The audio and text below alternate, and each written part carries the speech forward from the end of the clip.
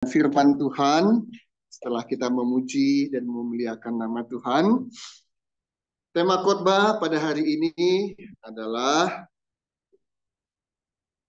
walaupun atau dalam penderitaan tetap bersuka cita.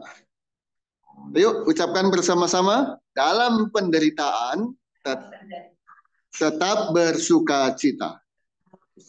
Satu kali lagi, dalam penderitaan tetap bersuka cita. Amin. Bapak Ibu sekalian, suatu ketika ada peristiwa yang cukup heboh ketika ada perlombaan MotoGP. MotoGP di Nusa Tenggara Barat, Mandalika. Ya, sirkuit Mandalika.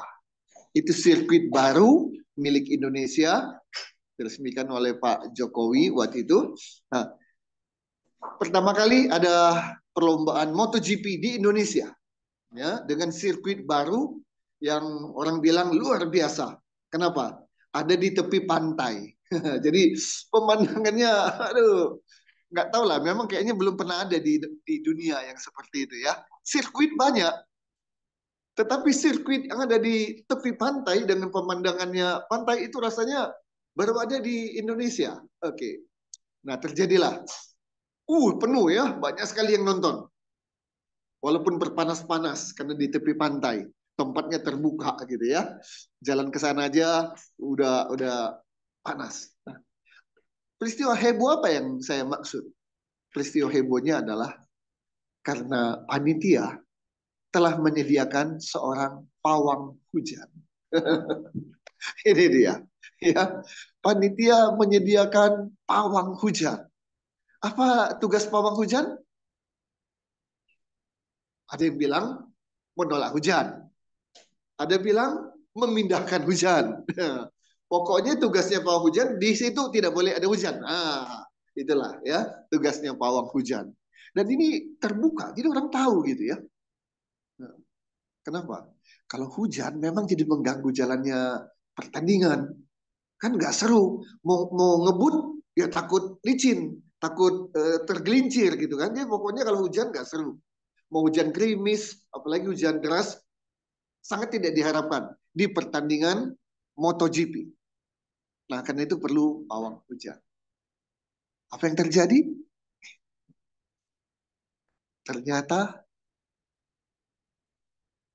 hujan. Gimana? Dia kan udah mulai, waduh, nggak bisa dimulai nih. Kalau nggak bisa dimulai gimana gitu ya? Sirkuit udah dibuat, biayanya udah gede. Ya, pembalap-pembalap udah datang, siap bertanding. Penonton sudah begitu banyaknya, nggak bisa dimulai. Kenapa? Hujan. Pelajaran apa yang didapat? Manusia mau berusaha pakai pawang hujan. Kalau Tuhan bikin hujan, tetap hujan. Jadi ada hal-hal yang kita ingin lakukan, tidak terjadi. Ada hal-hal yang kita tolak, itu malah terjadi. Maka benarlah kata-kata ini. Manusia punya bisa, tapi Tuhan yang punya kuasa. Sebisa-bisanya manusia tetap kalah dengan Tuhan yang maha kuasa. Peristiwa tidak selesai sampai di situ. Tapi peristiwa sesungguhnya ini yang bikin heboh. Bukan hanya di Indonesia, tapi juga di seluruh dunia. Karena MotoGP disiarkan secara langsung ke beberapa banyak negara. Apa yang terjadi? Ketika hujan sedang turun, si pawang hujan berjalan dengan alatnya, dengan apanya, komat kabitnya, apa segala macam. Inilah yang bikin heboh. Ini yang bikin heboh. Indonesia ternyata percaya pada pawang hujan. Nah itu ya kan bagi orang-orang Eropa, orang Amerika, ya orang-orang yang sudah ininya sudah dianggap teknologi tinggi kan nggak percaya sama yang begitu-gituan gitu kan. Nah mereka lihat di Indonesia ternyata percaya pada pawang hujan. Pawang hujan itu dikonotasikan sebagai apa? Dukun. Ya, dukun itu bukan artinya duduk tekun, bukan ya. Eh, Indonesia ternyata percaya sama yang begini-begini ya. Dan kemudian apa yang terjadi? Ya, ternyata waktu itu hujan perlahan-lahan mulai reda. Ya, jadi tiba-tiba jadi melejitlah nama si pawang hujan ini hanya gara-gara peristiwa di Mandalika. Apa yang saya mau sampaikan sebelum kita mendengarkan dan membaca firman Tuhan? Ada hal-hal di luar kekuasaan kita, di luar kemampuan kita, sehingga apa yang kita harapkan tidak terjadi, apa justru yang kita tidak harapkan itu yang terjadi. Saudara ingin nggak dalam hidup kita ini semua hidupnya mulus, hidupnya lancar, pekerjaan lancar, bisnis lancar, keluarga pun lancar. Mau nggak? Mau. Siapa yang nggak mau? Ya, hidup ini enak terus. Nggak pernah ada, sedikit pun nggak pernah ada masalah. Mau nggak? Mau. Tapi pertanyaannya, pernah ada yang mengalaminya seperti itu? Dari tanggal 1 sampai 30 atau 31, mulus, lancar, lincir, luncur, enak. Bulan depan juga begitu. Bulan depan juga gitu. 1 tahun penuh dari 1 Januari sampai 31 Desember. Tidak pernah ada masalah sedikit pun. Saya rasa, dan saya yakin juga ini, pendeta pun nggak mengalami yang begitu. Termasuk sebutlah pendeta besar siapapun namanya, tanya dia, apakah Bapak pernah mengalami masalah? Dia akan jawab apa? Pernah. Ada yang nggak punya masalah. Siapa? Orang yang dekat sama Tuhan. Ayo, saya mau uji. Saudara percaya orang yang dekat sama Tuhan, bahkan sangat dekat sama Tuhan, itu nggak akan pernah punya masalah? Atau sebaliknya, justru orang yang dekat sama Tuhan, itu yang jadi sasaran iblis atau bukan? Kalau kita malas gereja, malas ibadah, malas doa, malas baca Alkitab, malas bikin kebaikan, sukanya ngerecokin orang, iri hati, dengki, kira-kira yang begitu mau nggak diganggu sama iblis? Dia bilang apa? CS. Ini sobat, jangan diganggu. Kita dukung dia. Karena dia adalah teman dekat kita. Itu. Paham ya? Orang yang dekat sama Tuhan itu justru jadi sasaran tembaknya iblis. Dan iblis di akhir zaman ini kerjanya double. Kerjanya lembur. Non-stop. Nggak pernah berhenti. Tak pernah menyerah. Dia bilang never give up. Pokoknya harus saya ganggu. Pokoknya dia harus jatuh. Itu target iblis. Nah karena itu jangan pernah berpikir kalau kita ikut Tuhan, dekat sama Tuhan, bebas dari masalah. Keliru. Keliru. Kalau kita udah tahu hal seperti ini, maka nggak pernah lagi kita takut menghadapi masalah, dan tidak pernah kita langsung gentar menghadapi masalah, dan terutama tidak pernah kita kalah pada masalah. Ya, beberapa kali saya ucapkan di mimbar ini, orang yang tahu dia dekat sama Tuhan, Tuhan beserta dia punya kuasa, maka dia bilang begini, hai masalah, selamat datang. Hai iblis, sini kamu. Gitu. Si iblisnya bilang apa? Gawat. Dia bilang gitu, gawat. Saudara tahu, pernah lihat anak-anak yang anak sekolah, anak remaja yang dibully, yang dirundung, yang dikeroyok, dipukuli. Pernah lihat video yang begitu? Ada ya? Pernah? Oke. Yang memukuli Gagah Perkasa nggak? Pokoknya kan nggak ada. sakit, lagi, nggak ada gitu. Semangatnya menggebu, gebu. Pokoknya kesetanan gitu ya. Memang ada setan gitu ya. Tapi yang dipukuli gimana? Berani melawan nggak? Nggak. Jadi yang mukulinya gimana? Tambah semangat, tendang, pukul, pijak, segala macam. Karena yang dipukuli sama sekali tidak melawan. Coba satu kali ada anak yang suka dipukuli, anak suka dikeroyok, dan dia tidak pernah melawan. Tapi satu ketika mau dipukuli, dia bilang, sini kamu. Kira-kira mukulnya gimana?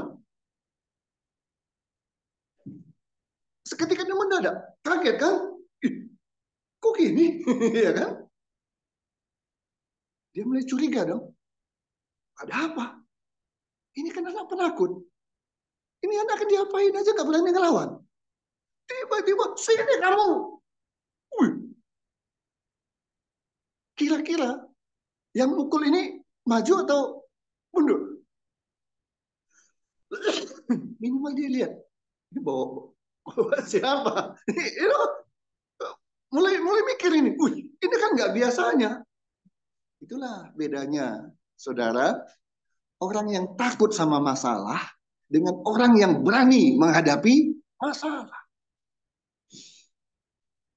Dulu tahun 70-an, petinju paling terkenal siapa? Muhammad Ali. Kalau Muhammad Ali bertanding, kota sepi. Kenapa? Semua nonton di TV-nya masing-masing. Masih hitam putih waktu itu. Ya, masih hitam putih. Asal Muhammad Ali bertanding, semua kegiatan terhenti. Semua ya punya TV gak punya TV, pokoknya cari di mana ada TV. Semua nonton. Saudara tahu, dua orang petinju sebelum bertanding bisa ditebak siapa yang menang, siapa yang kalah.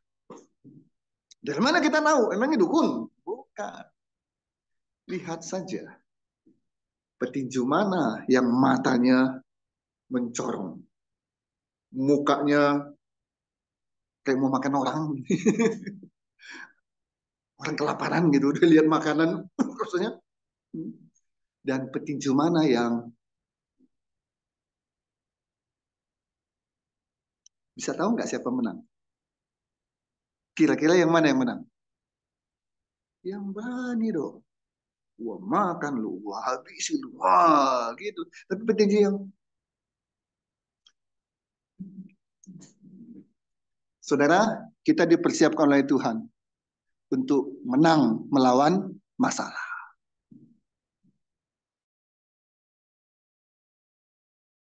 Keyakinan begitu, jangankan kena masalah, datang masalah.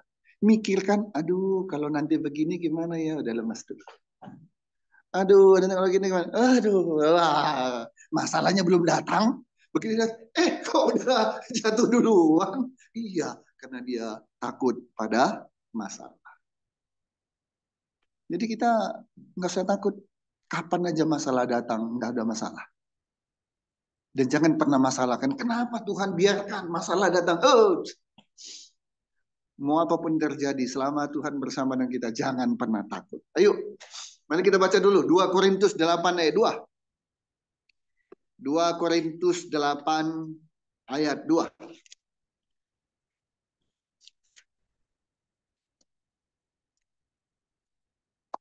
Oke? Sama-sama kita baca. 1, 2, 3. Selagi dicobai dengan berat, dalam pelbagai penderitaan, sukacita mereka meluap.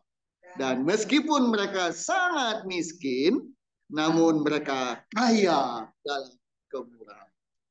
Ini yang luar biasa, saudara. Kok bisa gitu ya? Kok bisa sih ada orang yang mengalami pencobaan yang tidak kecil, besar, Tidak ringan, tapi berat dalam pelbagai. Artinya bukan satu penderitaan. Ya, ada kata-kata begini. Sudah jatuh, ketimpa tangga, tangganya ada paku, kena paku, luka, dan pakunya berkarat. Ya, dibawa ke rumah sakit, pakai ambulan, di jalan ambulannya mogok. Wah, sudahlah, bertubi-tubi masalah dan penderitaan. Satu belum selesai, masalah yang kedua sudah datang. Masalah satu dan dua belum selesai, masalah ketiga datang.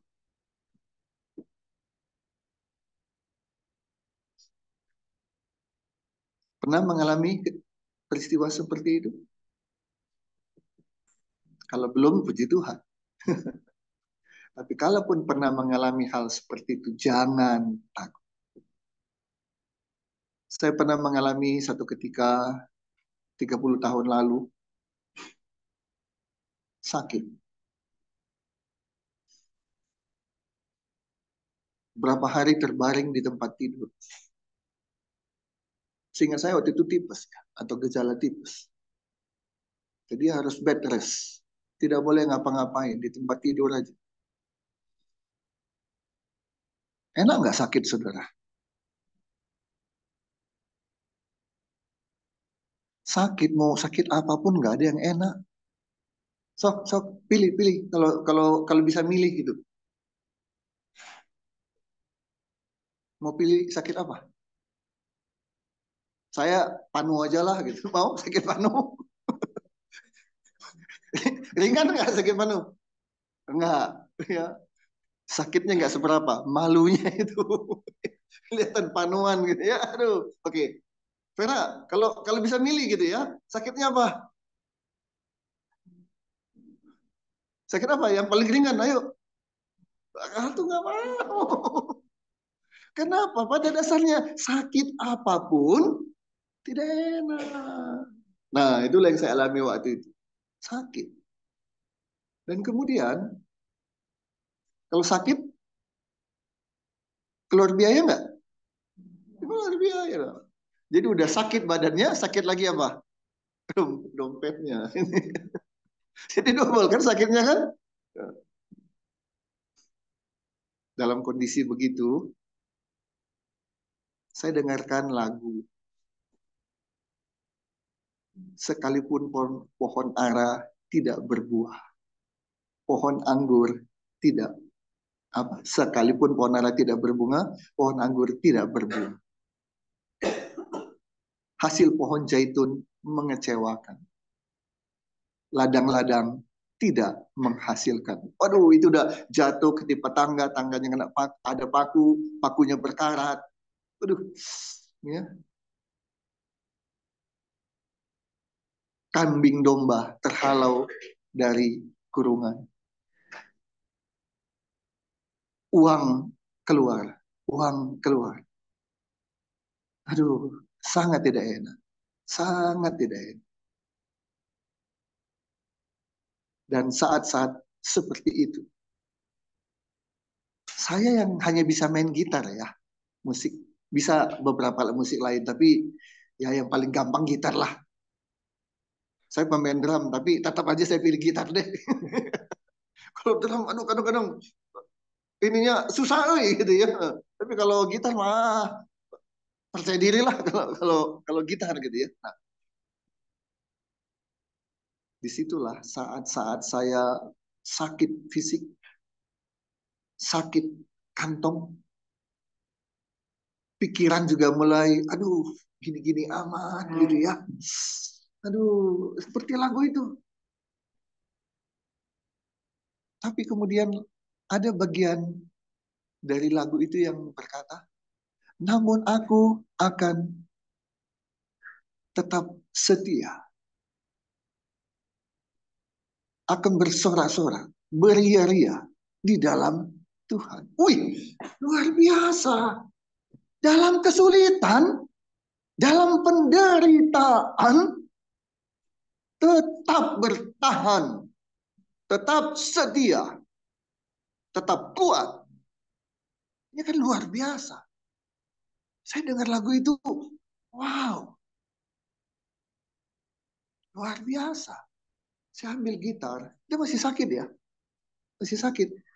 30 tahun lalu itu, saya ambil gitar. Dan orang yang hanya bisa main seadanya ini, tiba-tiba Tuhan kasihkan nada, dan saya bikin sebuah lagu. Itulah lagu pertama, ciptaan saya, dengan pertolongan Tuhan. Ya sebenarnya ciptaan Tuhan lah, tapi kan kita di dunia ini kan udah tahu ciptaan ya, pakai aja lah katanya ciptaan gitu ya. Itu lagu pertama, lahir. Judulnya, Bila Semua Jalan Telah Buntu. Nah, itu dalam penderitaan A, penderitaan B, penderitaan C yang bertubi-tubi. Satu belum selesai, kedua datang. Satu dua belum selesai, yang ketiga sudah datang. Aduh, kita mau teriak bilang, aduh Tuhan, gak kuat, gak tahan. Bila semua jalan telah buntu, apa yang harus kita lakukan?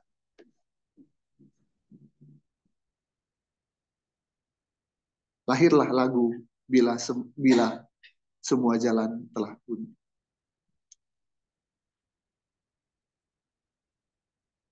Bagian dari lagu itu, bagian refrennya berbunyi begini. Tahukah kau, Tuhan selalu berada di sisimu. Dia selalu menolong diri. Jadi kalau betul-betul kita mengalami bila semua jalan telah buntu, jangan takut karena Tuhan selalu ada di sisi kita. Ada bersama dengan kita. Dan dia penolong kita. Ya, nanti satu ketika lagunya saya nyanyikan ya. Oke, jadi ada pencobaan yang berat, ada berbagai penderitaan, tapi sukacita tetap meluap. Mazmur 23 ayat 4. Dalam lembah kekelaman. Sekalipun aku dalam lembah kekelaman. Jadi orang Kristen itu jangan pernah punya pikiran bahwa hidup bersama dengan Tuhan pasti selalu mulus, selalu lancar, selalu bebas hambatan. Keliru. Loh kalau gitu nggak enak dong jadi orang Kristen.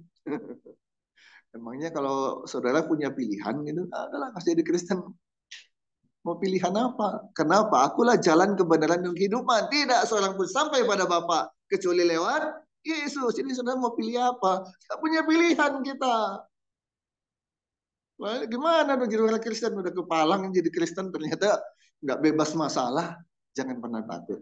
Kenapa? Kita lebih dari pemenang. Ya, jadi jangan pernah takut. Kan lebih enak begini kan saudara. Menghadapi masalah tapi menang. Ya kan? Berapa kali pun bertanding menang. Kan lebih enak gitu kan. Daripada sedikit bertanding dan kalah melulu lagi kan. Celaka. Di dalam hidup kita ini, jangan pernah takutlah. Dan memang sudah dari sononya begitu. Iblis itu mengincar orang-orang yang dekat sama Tuhan. Orang-orang yang jauh dari Tuhan nggak akan diincar oleh iblis. Ya, jadi kalau kita udah tahu hal itu, nggak pernah takut. Masalah apapun kita nggak pernah takut. Ya, ini satu hal yang penting sekali kita ketahui, saudara. Kita yakini. Kita buka 2 Korintus 12.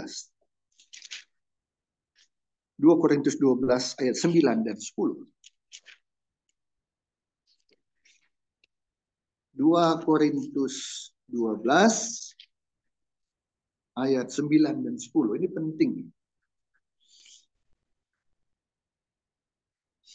Sehingga kita nggak selalu komplain, ngeluh, apalagi ngomel. Kenapa? Kenapa dan kenapa? Mari kita lihat. 2 Korintus 12 ayat 9 dan 10. Kita baca sama-sama ya. 2 Korintus pasal 12 ayat 9 dan 10. 2 ayat. Baik, sama-sama kita baca. 1, 2, 3. Tetapi jawab Tuhan kepadaku, cukuplah kasih karuniaku bagimu, sebab justru dalam kelemahanlah kuasaku menjadi sempurna. Sebab itu terlebih suka aku bermegah atas kelemahanku, supaya kuasa Kristus turun menaungi aku. Karena itu aku senang dan rela di dalam kelemahan, di dalam siksaan, di dalam kesukaran, dan di dalam penganiayaan dan kesesakan oleh karena Kristus.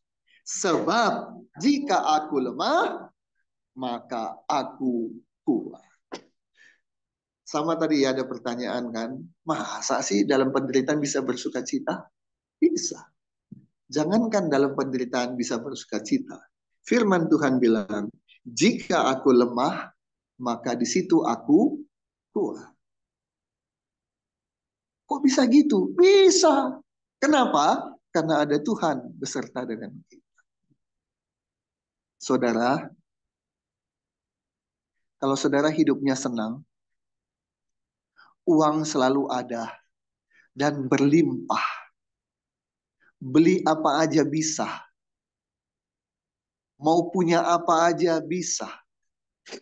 Mau keliling dunia bisa. Pertanyaan saya, saudara rajin doa nggak kira-kira? Ayo, jujurlah padaku. Jangan ada dusta di antara kita. Semuanya ada. Mau apa aja bisa. Hari ini mau sarapan di Singapura, nanti makan siang di Kuala Lumpur, makan malamnya nanti di mana aja, bisa. Saudara akan rajin ibadah nggak? Jujur ya. Makanya Tuhan nggak bikin jadi konglomerat. Tuhan tahu, saudara juga nyadari kan?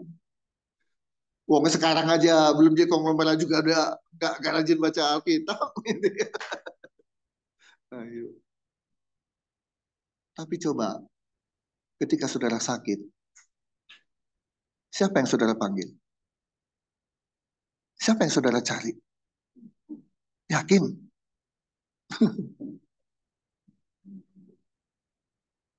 Waktu Lewi mau lahir, itu malam istri saya sudah rasa perutnya ada mules. Jadi malam itu ke Suster Teja. Malam itu. Sampai di sana, belum lahir. Nunggu tengah malam. Belum lahir. Nunggu pagi. Belum lahir. Sementara dia udah aduh. Pagi. Siang. Belum lahir. Hanya perempuan yang pernah melahirkan lah yang tahu bagaimana sakit waktu menjelang lahir. Sakit. Dia ngerasain, saya ngelihat aja udah rasanya ikut sakit.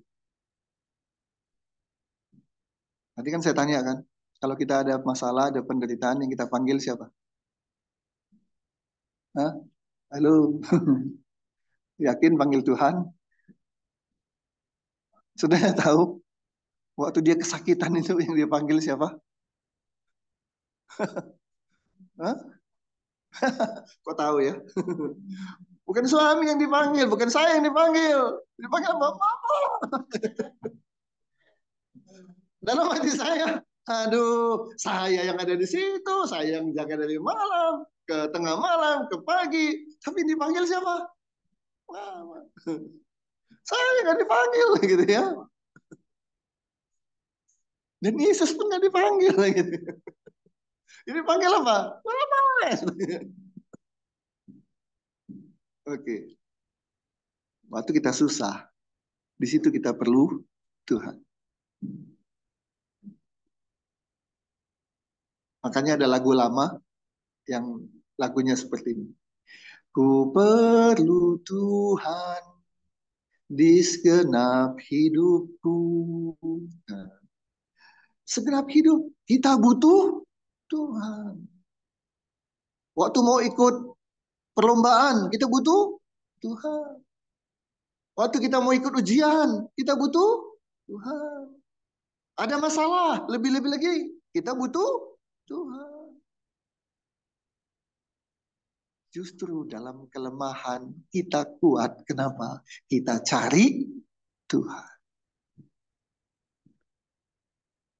Tapi ya celaka lah orang udah punya masalah kemudian malah marah-marahin Tuhan. Komplain sama Tuhan. Dalam kelemahan makin lemah.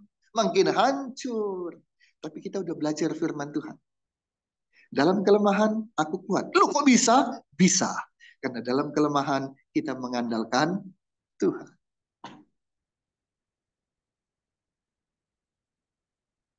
Saya pernah ditawari pistol. Pistol benar. Untunglah saya tolak. Kenapa saya tolak? Bisa tebak? Kenapa saya tolak?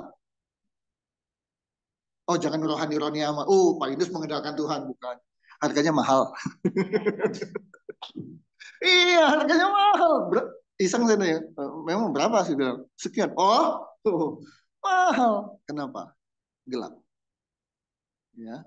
Jadi mahal. Jadi saya bilang tidak. Pertama mahal. Kedua berisiko. Berisiko.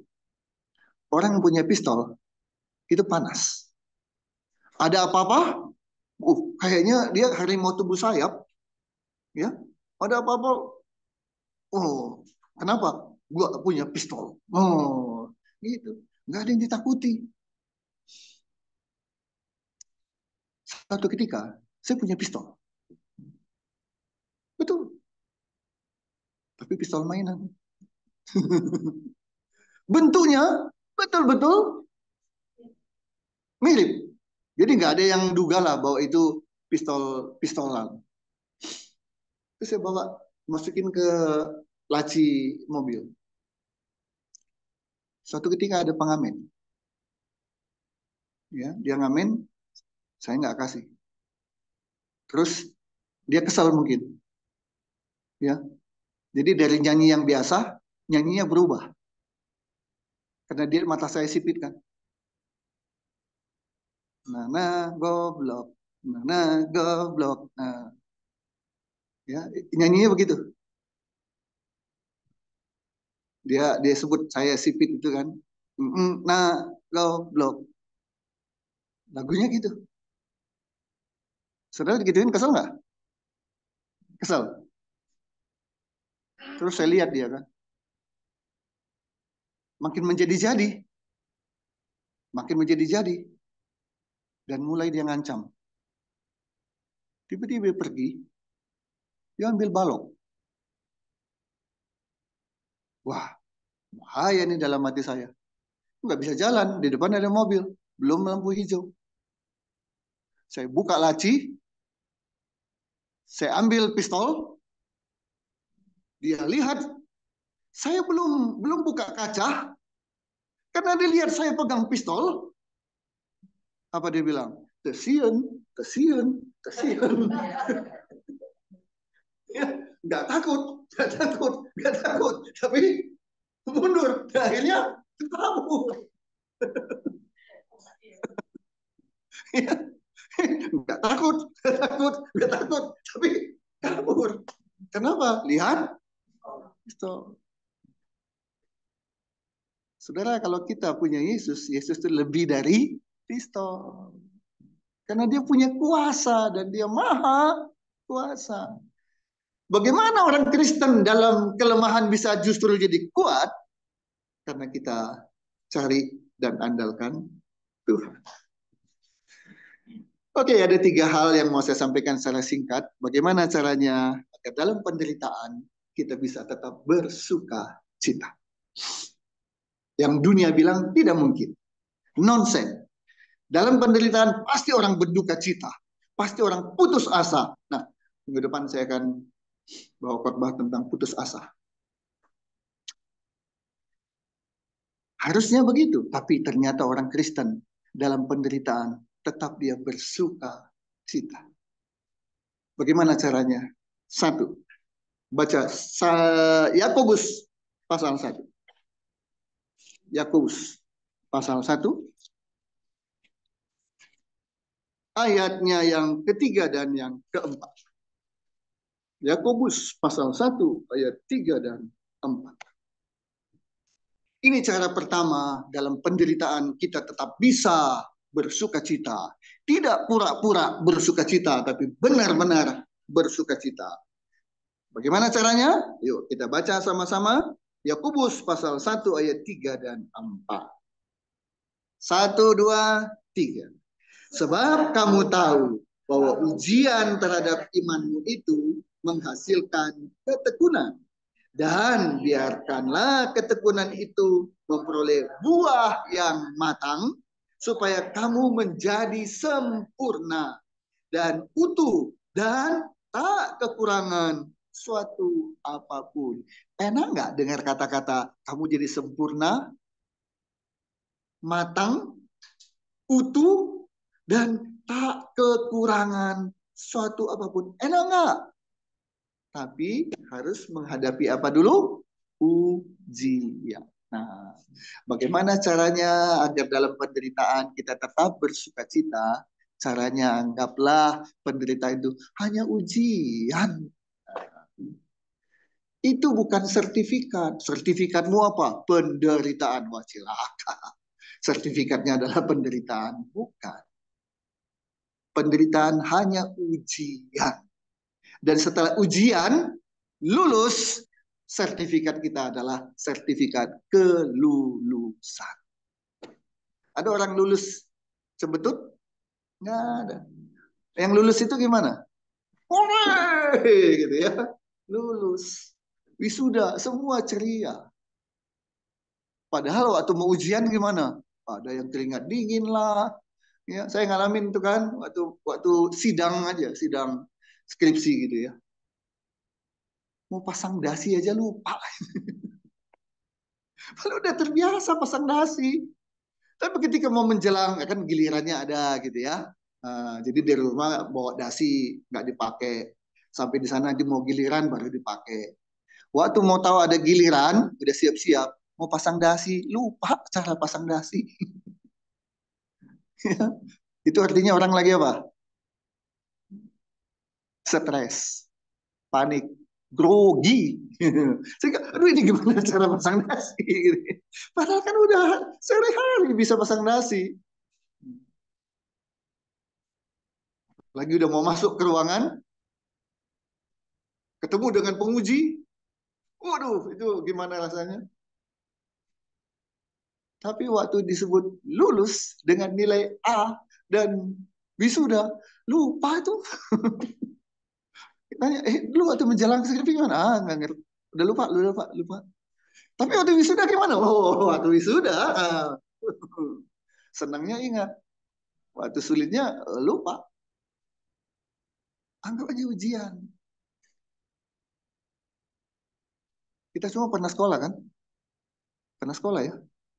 Terus guru kita bilang gini, Yos, kamu nggak usah ujian ya. Ah, kenapa Pak? Iya nggak usah. Terus nanti nilai saya bagus. Ya enggak tuh, nggak ujian. Loh, jadi gimana Pak? Ya udahlah, tetap aja ya di kelas ini ya. Jadi saya nggak enak kelas Pak. Ah ya gitulah kira-kira. Enak kan nggak usah ujian kan? Nggak usah belajar. Enak di Bapak, enak di saya. Kapan saya naik kelasnya Pak kalau gitu? Betul nggak? Tapi kan kamu kan murid baik. Udah ya, terus aja di sini ya. Ada yang mau? Saya murid kesayangan Bapak. Saya nggak dikasih lulus. Terus aja ada yang mau? Gini itu.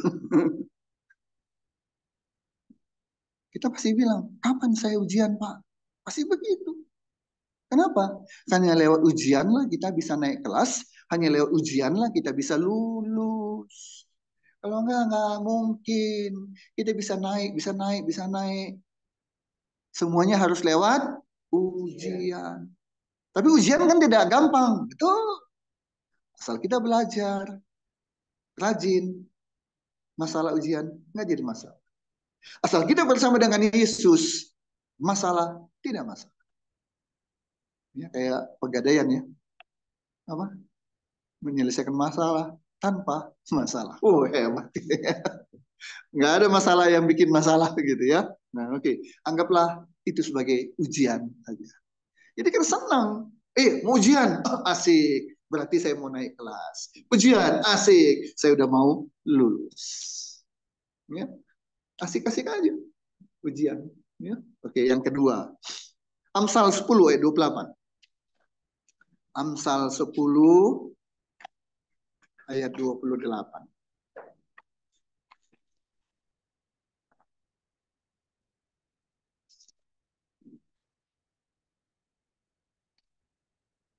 Amsal 10 ayat 28 kita baca sama-sama. 1, 2, 3. Harapan orang benar akan menjadi sukacita. Tetapi harapan orang fasik menjadi sia-sia. Jadi kalau mau dalam penderitaan tetap ada sukacita, maka kita harus punya harapan. Itu. Beda orang punya harapan dengan orang tidak punya harapan. Itu namanya putus asa. Asa itu sama dengan harapan. Putus asa artinya putus harapan. Selama orang masih punya harapan, dia akan selalu punya semangat. Tapi kalau orang sudah nggak punya harapan, habis lagi. Ya, habis lagi. Jadi dia habis bukan sama musuhnya, dia habis bukan sama masalahnya, tapi dia habis oleh dirinya sendiri. Karena dia menutup, dia membunuh harapan yang harusnya ada pada dirinya. Jadi setiap masalah yang kita hadapi, selalu kita ucapkan, aku punya harapan. Karena itu aku bersuka cita. Roma 12 ayat 12. Roma 12 ayat 12.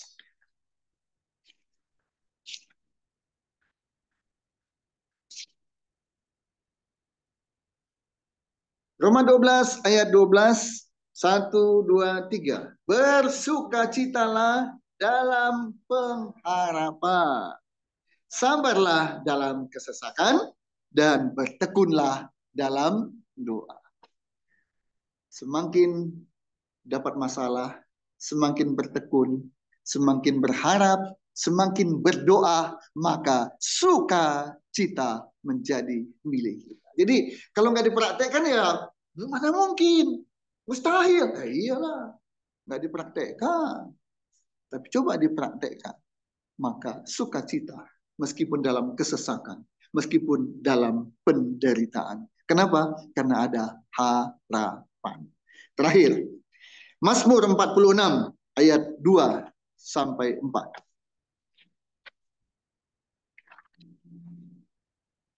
Yang ketiga, bagaimana caranya agar kita bisa tetap bersukacita walaupun ada dalam penderitaan.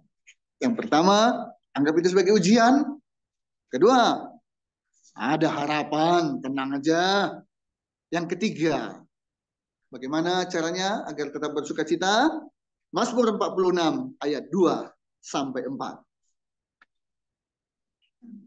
Oke, 1, 2, 3. Allah itu bagi kita tempat perlindungan dan kekuatan sebagai penolong dalam kesesakan sangat terbukti. Sebab itu kita tidak akan takut sekalipun bumi berubah, sekalipun gunung-gunung goncang di dalam laut, sekalipun ribut dan berbuih airnya, sekalipun gunung-gunung goyang oleh geloranya. Gua nggak peduli. Gua nggak takut. Kenapa? Tuhan adalah penolongku. Amin. Jadi tetap sukacita. Masalah kecil. Bentar. Lu babak belur nanti sama gua. Lu bonyok sama gua. Kenapa? Gua punya pelindung, gua punya penolong. Namanya Yesus. Ayat terakhir. Ibrani 13 ayat 6. Ibrani 13 ayat 6.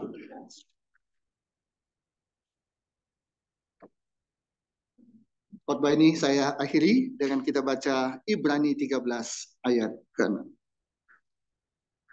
1, 2, 3. Sebab itu dengan yakin kita dapat berkata. Yuk suara keras. Tuhan adalah penolongku. Aku tidak akan takut. Apakah yang dapat dilakukan manusia terhadap aku? Kenapa takut? Tuhan adalah penolongku. Selama Tuhan ada bersama denganku, aku tidak pernah takut. Karena dia adalah penolongku. 3 cara agar kita tetap bersuka cita dalam penderitaan. 1, anggap itu sebagai ujian. Yang kedua, kita tetap punya harapan. Dan yang ketiga, aku punya penolong. Ya, aku punya penolong. Tuhan berkati kita. Mari kita berdoa.